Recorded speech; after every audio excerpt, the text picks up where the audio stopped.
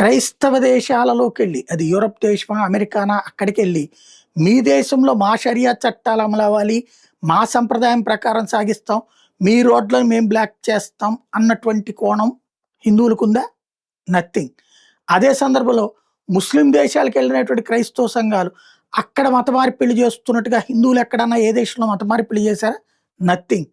ప్రపంచంలోని 193 దేశాలకు వెళ్ళి బ్రతుకుతున్నారు హిందువులు. డేవిడ్ ఫ్రాలే అదే చెప్పుకొచ్చారు.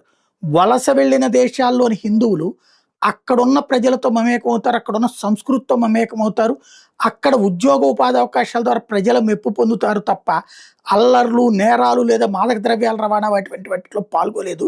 జైళ్లలో నిరాశ్రయణ ఆశ్రయాల్లో ఉండరు వాళ్ళు, జైళ్లలో ఉండరు, నిరాశ్రయణ ఆశ్రయాల్లో ఉండరు వాళ్ళు, ప్రత్యేక సహాయం కోసం అడగరు.